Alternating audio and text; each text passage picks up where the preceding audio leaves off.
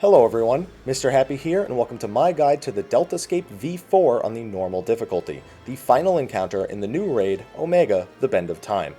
To unlock this fight, simply follow the new questline that unlocks in Rhalgr's Reach, starting with the quest, The Hunt for Omega, and clear the Deltascape V3 beforehand. This encounter drops Deltascape springs, shafts, and cranks, all of which can be exchanged for item level 320 gear at Galfurdus, a new NPC in Rhalgr's Reach near the other two gear vendors. Additionally, your first clear of the Deltascape V4 each week rewards a Deltascape crystalloid. 7 of these can be exchanged for an early model tombstone at the same NPC, which will soon be required to obtain Tombstone of Creation weapons. This early model tombstone is also available from Deltascape Savage as well. Deltascape V4 consists of a single encounter against Exdeath. This encounter consists of multiple phases. To skip to a specific phase, please use the time skips in the description of the video. Phase 1 starts with Exdeath mostly just showcasing his mechanics individually. Mind you, his auto attacks hit and crit pretty hard, even for normal mode standards. Oddly enough, he starts the fight with Doom on 2 players, which you can remove with Asuna or Celine's AoE cleanse. He doesn't seem to ever do this for the rest of the fight though. Exdeath himself has 3 basic spells that he can use. Thunder 3 is a small AoE tank buster on the main tank that also applies a lightning resistance down debuff. I recommend tank swapping at 2 stacks of this debuff. Blizzard 3 drops several AoEs that freeze you if you get hit by them and give you a stack of vulnerability up. Fire 3 marks 4 targets with a red marker before doing an AoE around all of them. It appears to always be the 4 DPS through the targets, so just spread out.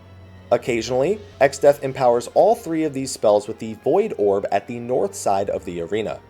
When enhancing his attacks, Exdeath will turn and face the Void Orb before channeling its energy into his hands.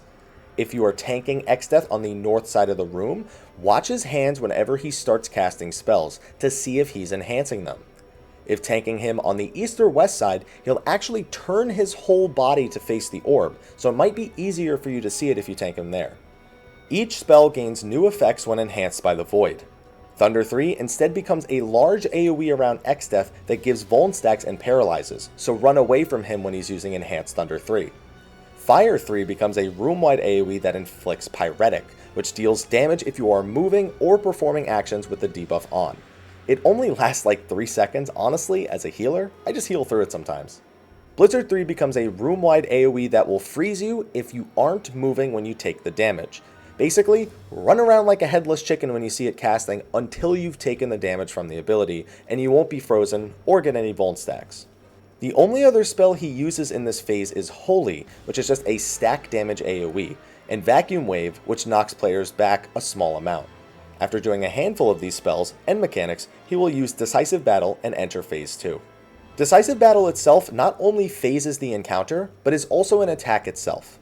It breaks the walls of the arena, so yes, you can be knocked off and killed instantly. Very important when dealing with Vacuum Wave. Of course, like most encounters in this expansion, you will be briefly placed back on the arena so that your teammates can resurrect you. It also summons a tree head in the middle of the room, dealing proximity damage upon appearing. After a short delay, the tree head spews zombie breath in whatever direction it is facing, turning players into mindless zombies who attack their own teammates for about 10 seconds. Simply put, get behind its face. Also, don't touch the barriers the tree is shrouded in. It does do a lot of damage per second. Exdeath then returns to the arena and actually begins the phase itself, introducing a slew of new spells for you to deal with, along with the old ones. You'll still see Holy here, but Flare is the first new spell you'll see, which puts 3 proximity AoEs on random party members. This means that the 3 marked party members should run away from the rest of their allies, especially the other marked members. Luckily, the proximity damage from each AoE falls off really fast, so you don't even need to move that far. As you can see in the footage, we really didn't go all that far. Meteor is just room-wide AoE damage, so make sure that you are healed up before it hits and heal up after. His final new spell is Black Hole, which summons several Void Orbs around the arena. They take a couple of seconds to arm, after which touching them deals high damage and puts a Vuln stack on. Simply put, don't touch them. It's actually pretty safe to run in between them as well. Now that you've seen all of Exdeath's new spells, he basically goes into chain spell mode for the rest of the fight. He will Black Hole, then randomly perform a pattern of 2 spells or abilities back to back.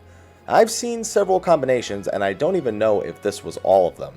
I've seen Enhanced Thunder 3 into Holy, Enhanced Fire 3 into Flare, Enhanced Blizzard 3 into Vacuum Wave, and these are just some of the more popular ones.